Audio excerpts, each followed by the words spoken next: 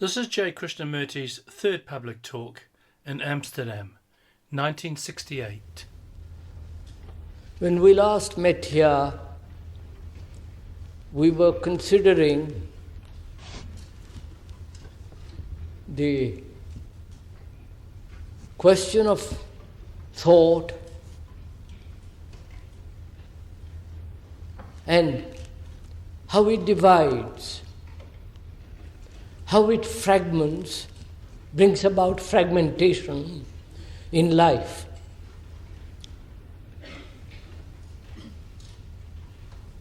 If I may, I would like to go this morning into the question of thought in relationship between man and man. What place has thought?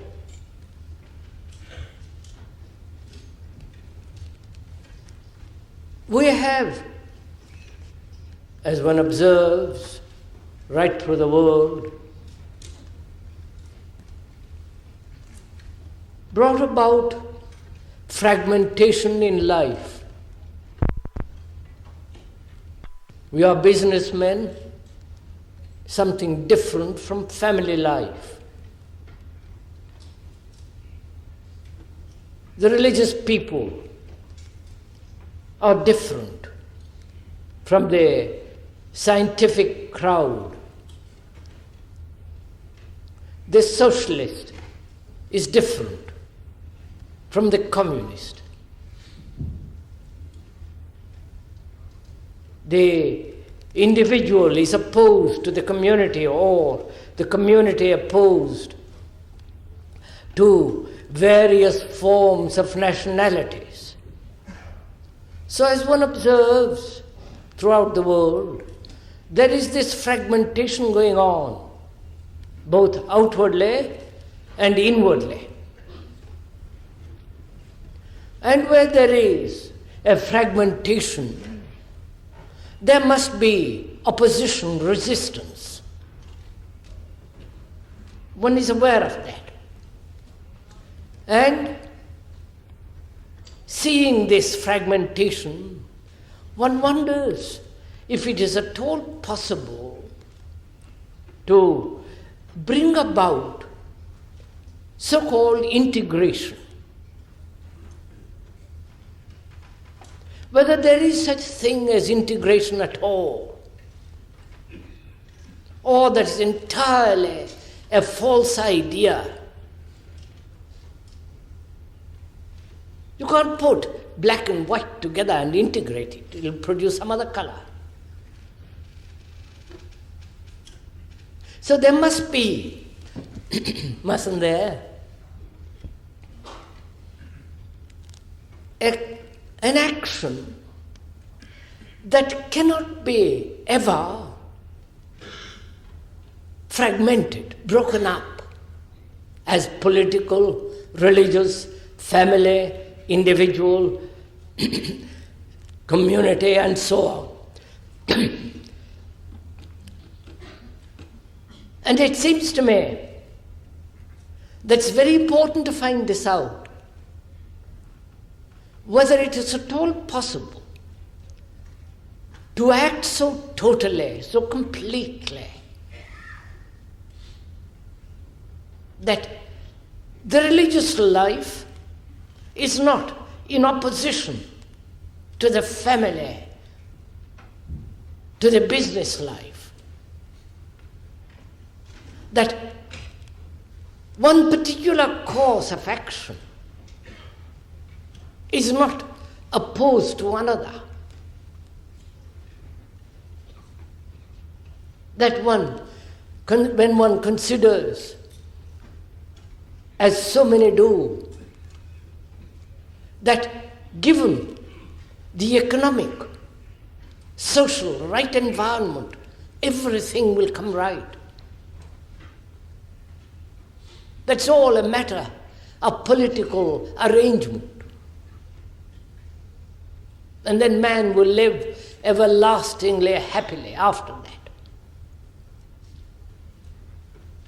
So life is broken up into many fragments. One can observe it in oneself.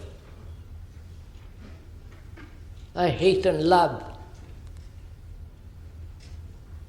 One wants to be good, and there is always this tension against temptation, evil, and so on. And when one asks oneself whether it is at all possible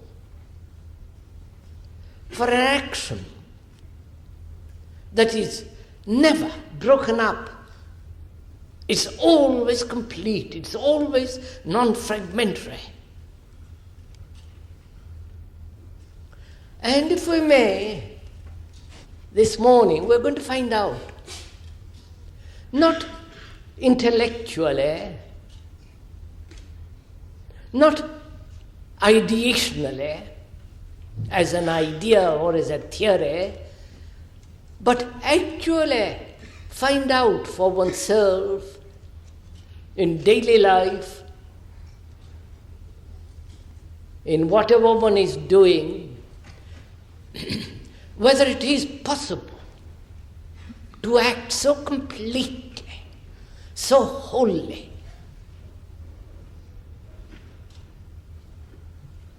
so that there is no fragmentation whatsoever.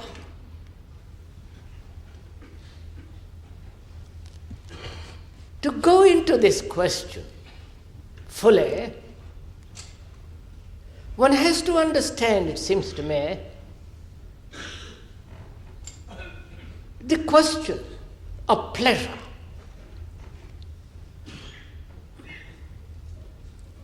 And the discipline that entails in all living.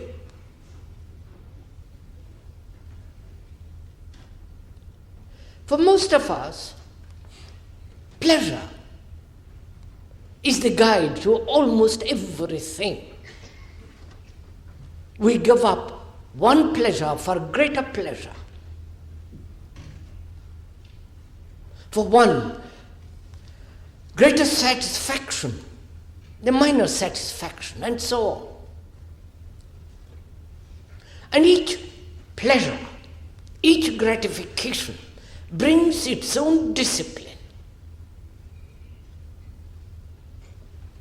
Either that discipline conforming to a pattern set by the previous pleasure, previous remembrance of an experience which molds the activity of thought.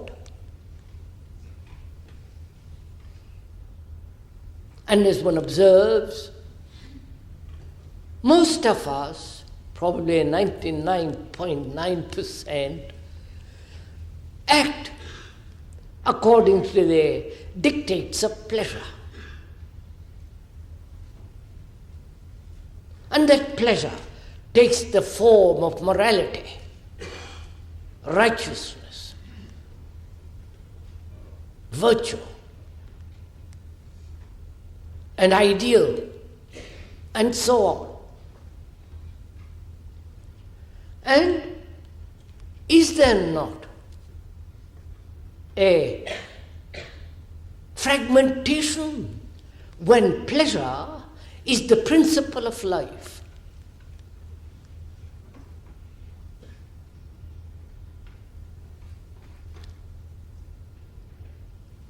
Because pleasure inevitably must breed fear.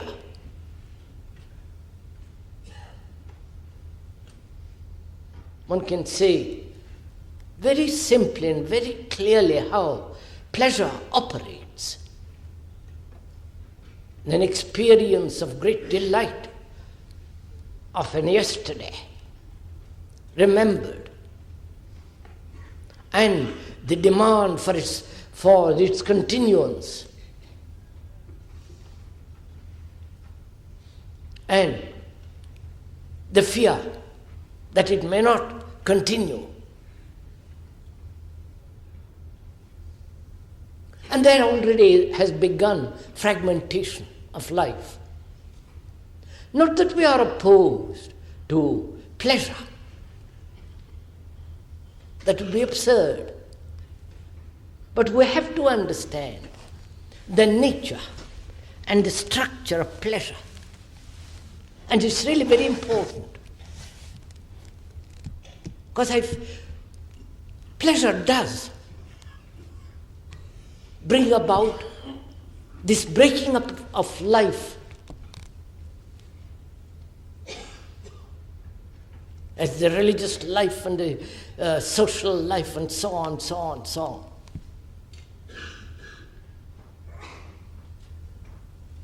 And we are not opposed to it. Because when you see a leaf fluttering in the wind,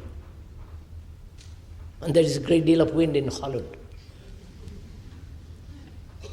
you see the beauty of that leaf in the wind, rejoicing, dancing. That is a great delight, a great pleasure. When you see a sunset full of light and glory, there is an enjoyment. Oh, when you see a beautiful flower or face,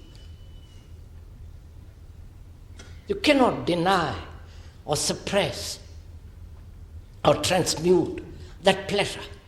It is there. One has to accept it. As one accepts the blue sky, the green earth, the desert and the mountain. But when it becomes the dominating demand of life, as it is with most of us, an insistent, conscious or unconscious demand,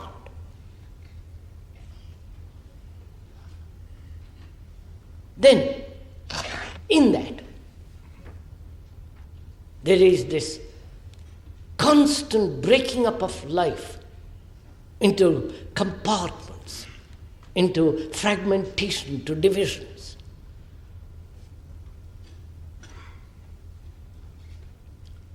And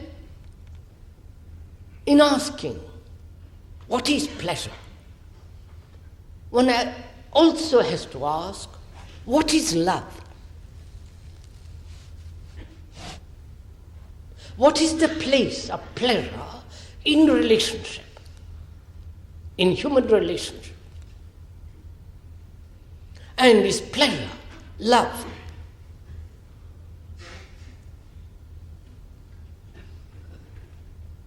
And for most of us, unless we indulge in absurd ideologies which are always idiotic and theories which have no meaning whatsoever, for most of us, love is pleasure.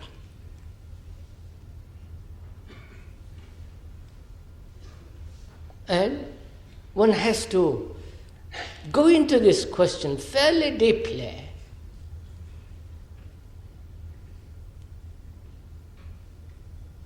to find out whether a relationship between human beings, what it is, actually, what place has thought in relationship, and is relationship based on pleasure, or is relationship between human beings the outcome of love, affection? This is what we are, if we may, going to talk over together. That is, we're going to commune together.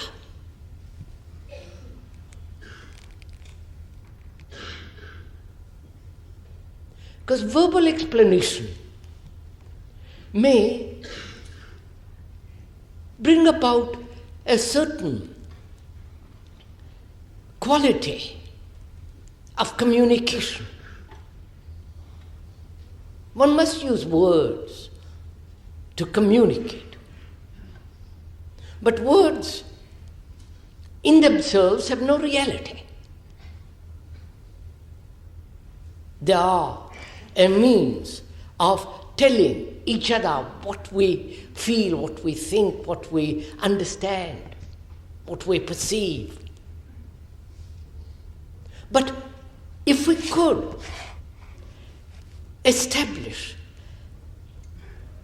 a relationship, not of words, but so that we can commune with each other at a different level altogether, not at the verbal level. The words must be used. This communion in discussing a very complex problem like relationship and all the things involved in it,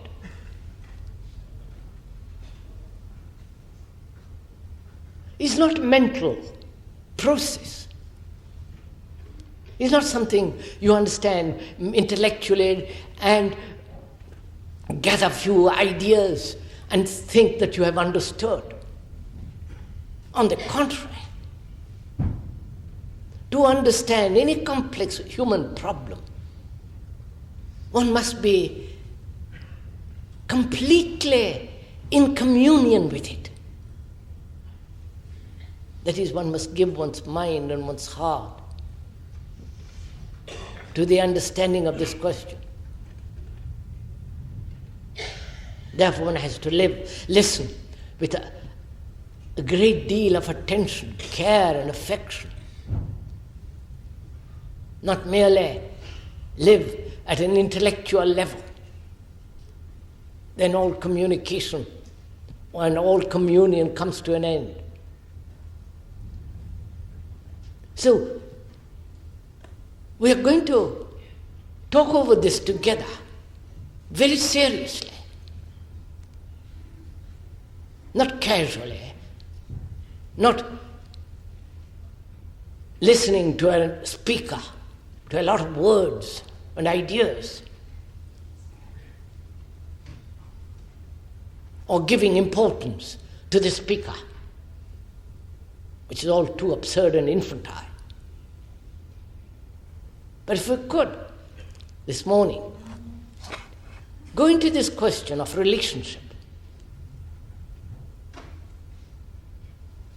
and perhaps then we shall come upon that action, which is always total, whatever you're doing. Whether going to the office, working in a factory, cooking, washing dishes, or digging in a garden, milking a cow, holding the hand of another.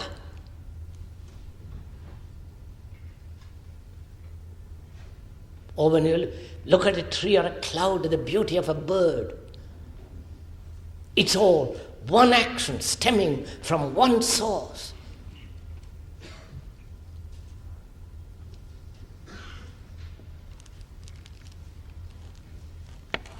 So, in inquiring, examining into this question of relationship, one must also ask, what place has thought in relationship?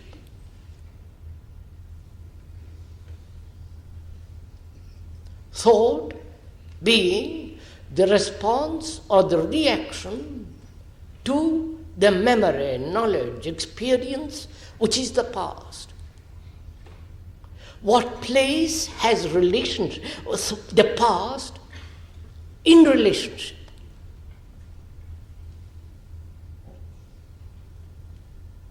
If in that relationship, in human relationship, the past controls all action in relationship,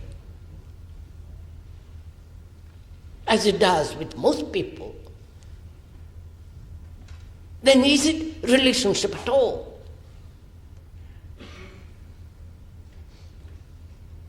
Relationship, surely, is the whole movement of life between people.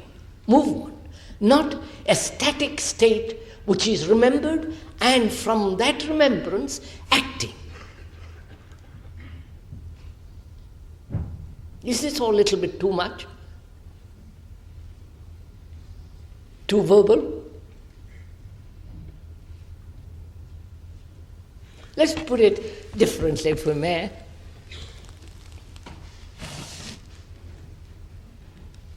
Relationship means to be related, to be in contact, to touch, to feel, to see what the other human being is, to be intimately in contact with the other.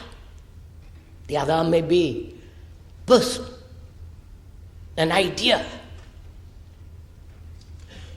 a propagandistic ideology. To be related implies that. That is, to be related always in the present. Otherwise, you're not related. Unless you are in constant contact with the reality of a human being.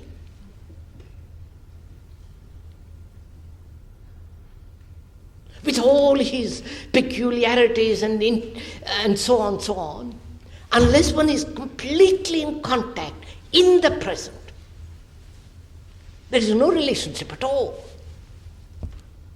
Is there?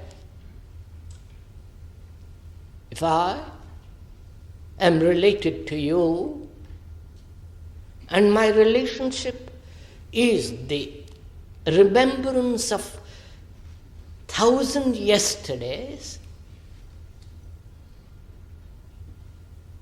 which has built an image, and according to that image I act, or according to that image I am related to you, is that relationship. And you have an image about me, a symbol, an idea. And according to that image, idea, symbol,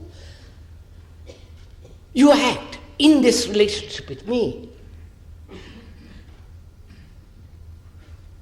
So you are acting according to a remembrance of things past, pleasurable or painful, and I am also doing the same. We are living in the past.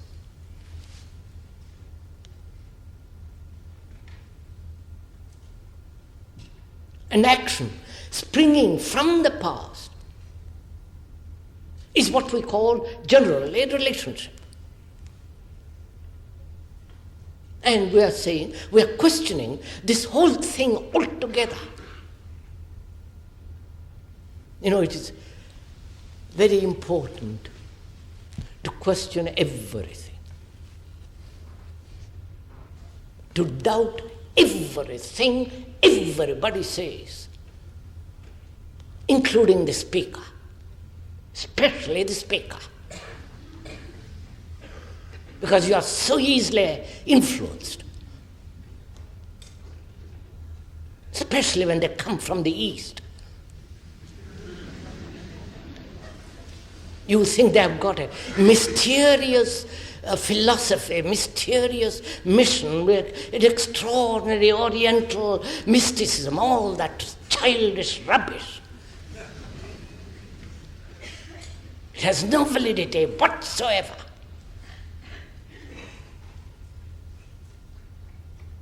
That only breeds authority and superstition and hero worship, which have no place whatsoever in understanding what truth is. And that's what we are trying to do, to find out for ourselves, not through somebody else, not through some guru, some teacher,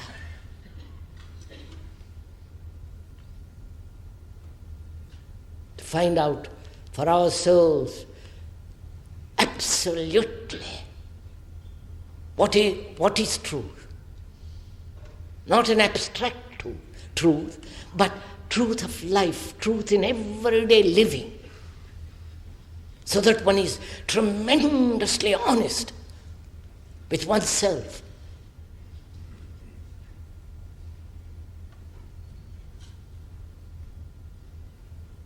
So,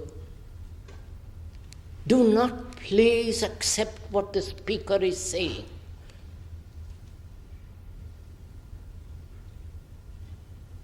But use the speaker as a mirror in which you see yourself as you are.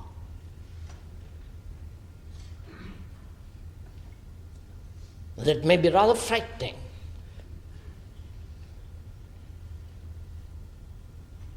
But one has to see in order to find what is true, not according to some opinion, not according to an experience of another or the theory of another, but actually what you see yourself in that mirror.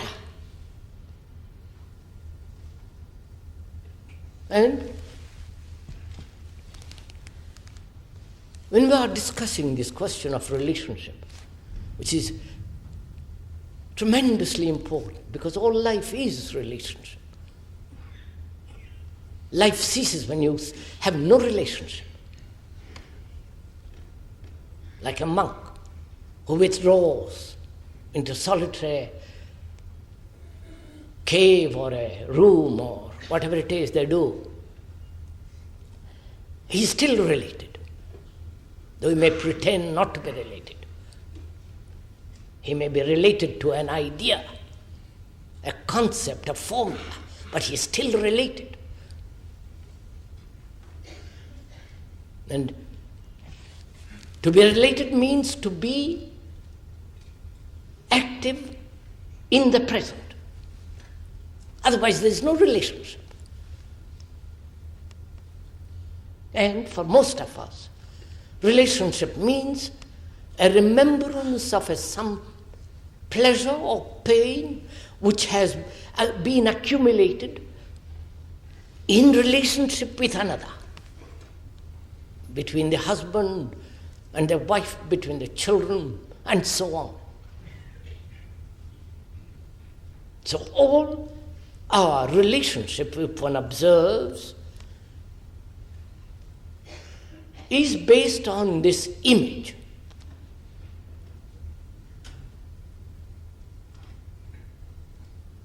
And the image is the past,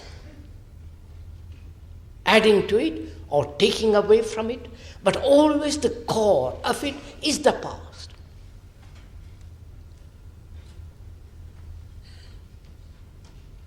You can see very easily for oneself how this image is built.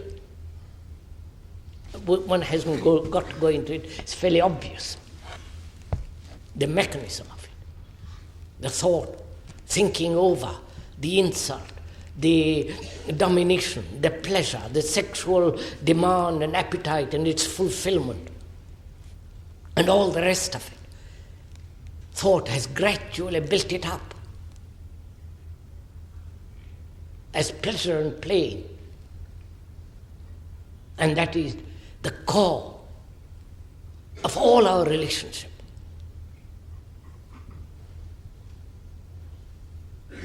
Whether it be between individuals, between man and woman, between the individual and the community with the nation, and so on with the world and cosmos and all that.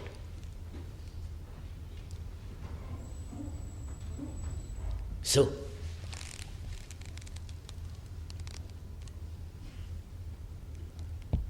when we are examining this question of relationship, one has naturally to understand the whole process of thinking. Has love any relationship in the sense that we have accepted? which is, what is the place of thought in love?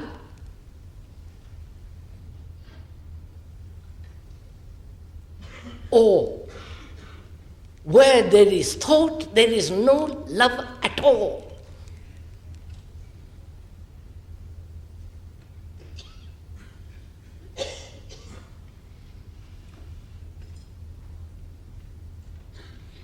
And what place has pleasure in relationship? Whether it be sexual pleasure or pleasure of companionship or pleasure in being together, living together, and all the problems involved in that. Do please observe it in yourself. Don't merely listen to me.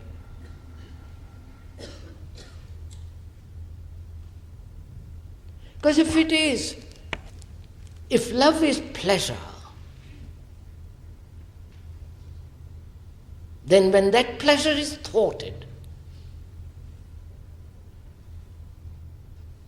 there is pain, there is jealousy, there is hatred, there is anger.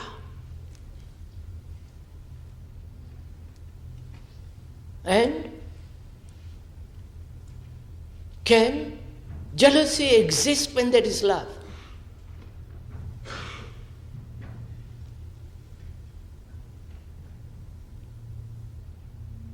And yet that's what we do. That's what we have. We say, well, I love you.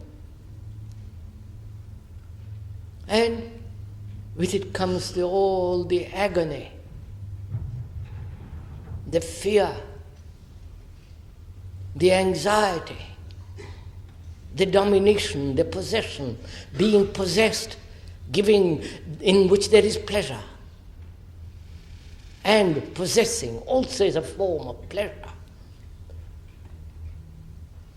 All this exists in what one calls love.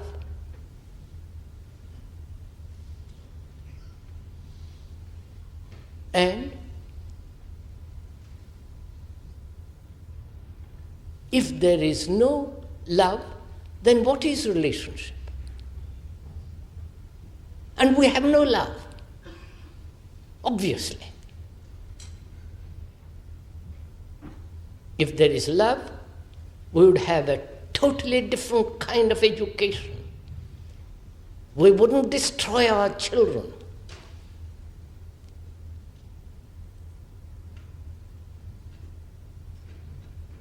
And we don't love, obviously. So one has to go into this question of pleasure.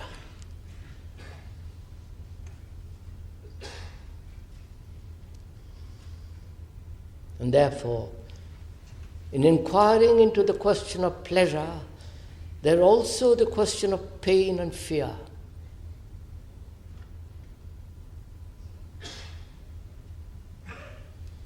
And pleasure is sustained and nourished by thought,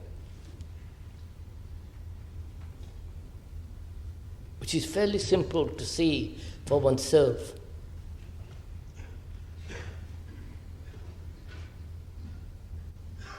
Remembrance of a pleasurable incident, thought giving it a continuity to today, and looking forward to it tomorrow. And in this process, the fear of not having it tomorrow and wanting it guaranteed.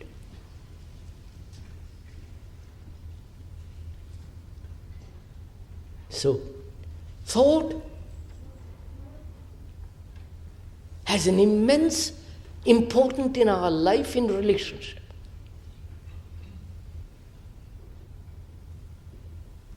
And thought breeds envy, comparison, jealousy.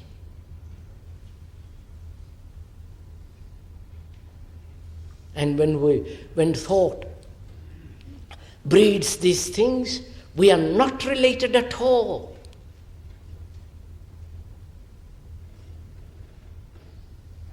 When each human being lives in his own isolation,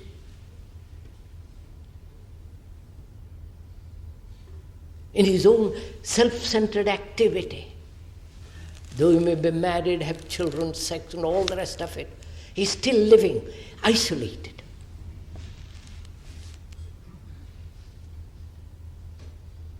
And when there is isolation, how can there be relationship at all?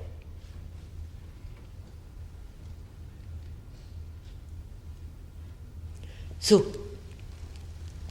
when one sees that actually, not theoretically, either you accept it as it is,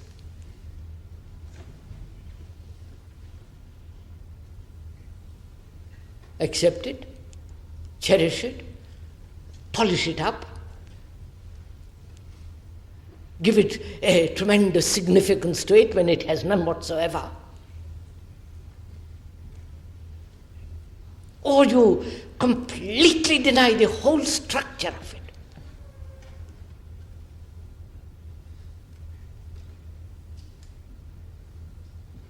Deny this whole tradition of relationship, which inevitably breeds such hatred, such jealousy, such antagonism.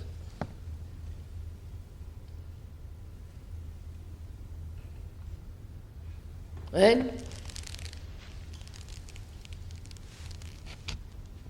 then one has to ask also, why is there in this relationship so much sorrow? Why are human beings right through the world, from the most backward village to the most highly sophisticated town, why does human heart carry this burden of sorrow?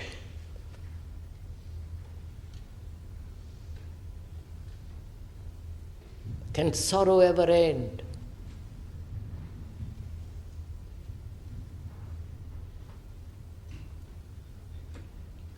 This is a very important question to ask. Not get used to sorrow. That's what most of us do. Put up with it, accept it, or worship it, as the Christians do in the church, symbolized. But one never asks why this sorrow exists. Not only the individual sorrow, but the sorrow of man, sorrow of humanity, the sorrow of the world. The man who has very little to eat, no shelter, oppressed, he is in great sorrow. And the oppressor also is in great sorrow.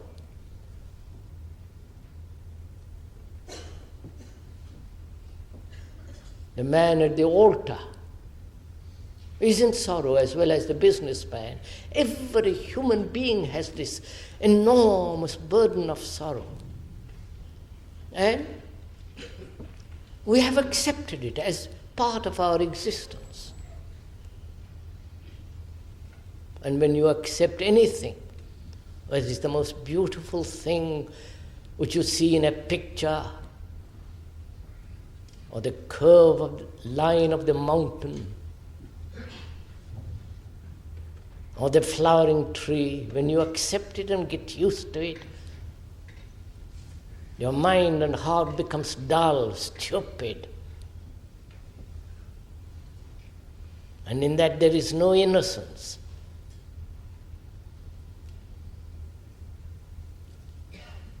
So is it possible to end sorrow? As a human being living in this world, living with a family, with children, living in loneliness, despair, anxiety, guilt-ridden, and so on, which are all bring sorrow. Is it possible to be free of it? Which means, is it possible to analyze the whole business of sorrow? How it comes, from what source it springs, how it has continuity in our life, darkening our eyes, our heart, our speech, our outlook. Must one analyze it, step by step, examine it, discover the cause. And when you do discover the cause, by understanding the cause, does sorrow end? Apparently it doesn't, never has.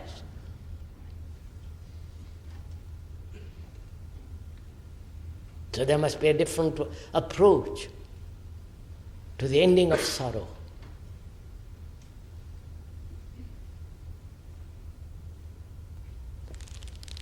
And to understand this sorrow, the sorrow that love brings,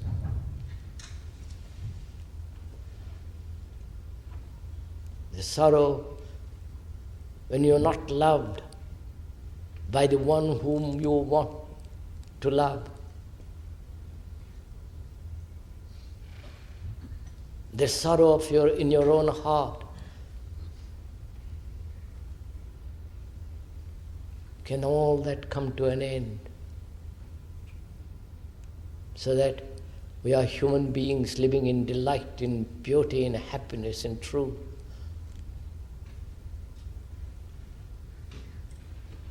And this is not something mysterious out of that dark east. It's a human problem.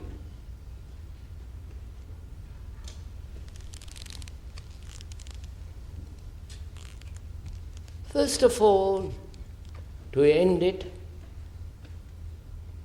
one must understand the nature of time.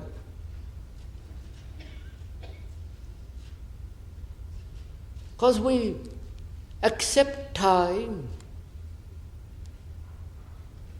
as a way of overcoming things, of resolving things. There is sorrow, and we say gradually, through process of time, we will somehow put it away from us. Does sorrow end through time, psychological time, and also by the chronological time? By the chronological time, one may get used to it. Gradually, day after day, put up with it. And psychologically, inwardly, we say to ourselves, I'll get rid of it slowly.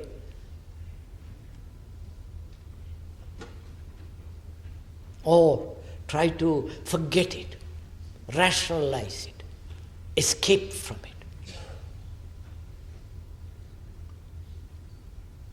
Surely, there is only one way to end sorrow.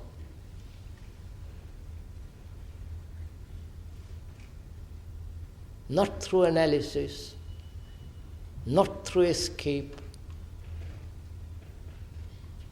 not through rationalization, but to meet it, to look at it, to be in complete communion with it, to be utterly related to it. Do please listen to this.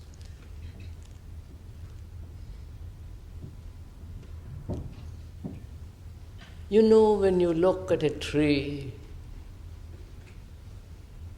you will never look at it except with the image you have of that tree, the botanical knowledge of that tree. Your eyes see through the image of knowledge, of remembrance or of pleasure. But you never look at it without the image, without thought, merely to look. And I'm sure you never looked at your wife or husband.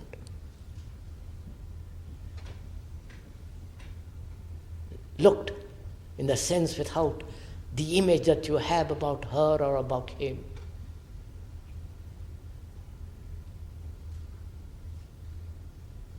And when you look at the cloud or the bird or the light on the water without the image,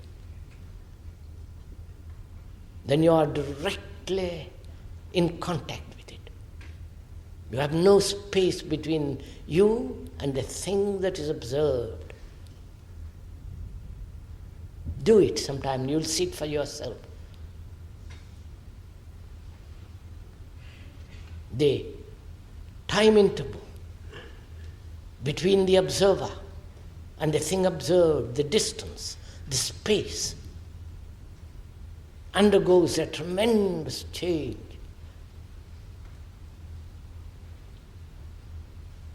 In the same way, to look at sorrow without avoiding it, without naming it, without cherishing it, but to look at it, to be completely in contact with it.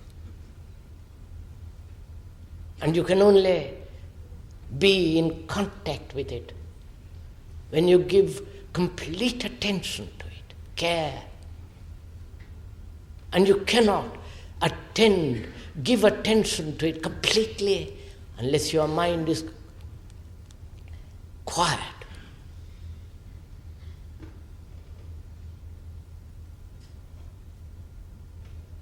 Then you will say, when there is no resistance to sorrow, sorrow undergoes a total change. Which doesn't mean you accept sorrow. It doesn't mean that you identify yourself with that sorrow. You are the sorrow. There's not you and sorrow. The observer, the thinker is the thought. And when you realize that tremendously, not as an idea but an actuality, something that you feel, touch, see,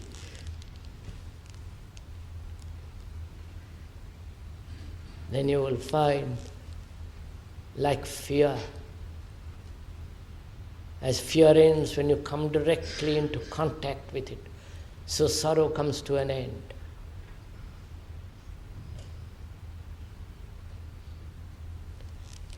And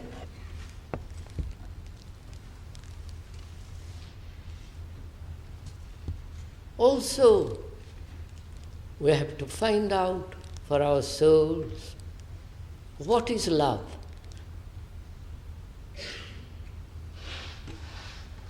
You know, they talk so much about it. How that word has been spoilt by the politician, by the theoretician, by the priest, by the husband, by the wife, how human beings have destroyed, spoilt that lovely word.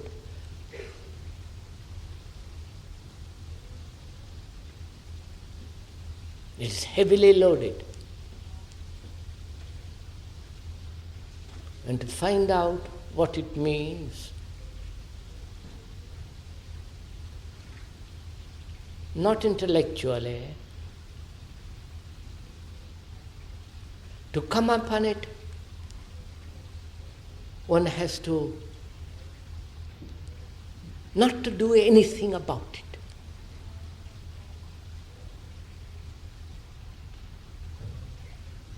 You understand? If you do anything about it, it's the action of thought. And thought is old.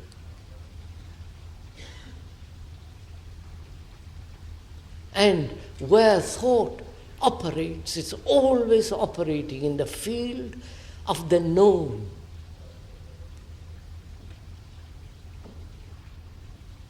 And it is only in the freedom from the known there is innocence, which is love.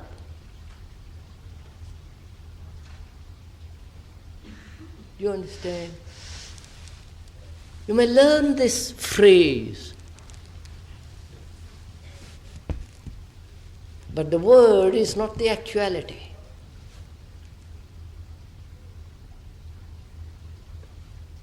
Which means really, to love there must be no fear, no sorrow. It's not the love of one or the many. Just to love. And that comes about only when you understand the whole activity of the self, of the me, with all its contrivances, cunningness, and its absurdities. When you actually come into contact with the absurdity of thought. Thought has its place technologically. Unless you know where you are going, you won't be able to get to your house. You have to know. But if thought is the product, if love is the product of thought, then there is in it pain.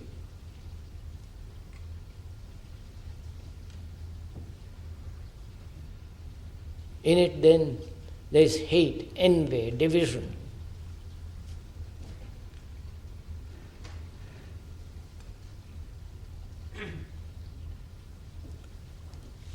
So, really, to love means to die. Doesn't it? To die to everything that you have known as the me.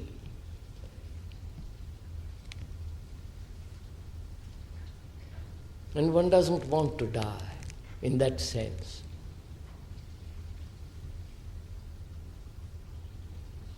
We're all much too egotistical, much too self-centered, with our opinions and judgments, with our country, gods and beliefs and God knows what else.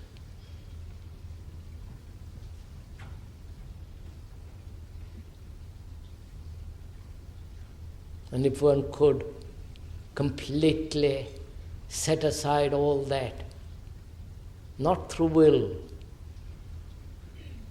not through determination, but merely to see it very clearly, with eyes that have never been touched by the past, so that you see it totally anew. That is to see the self, the me, with eyes that are innocent.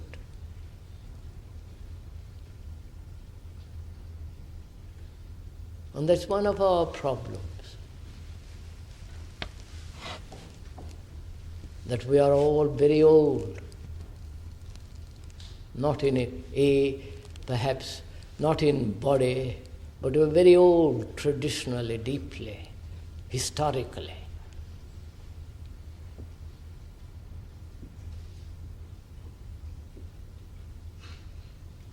And being very old, we are not innocent.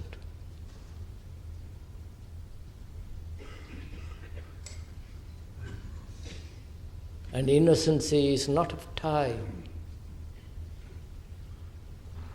It's the ending of the yesterday.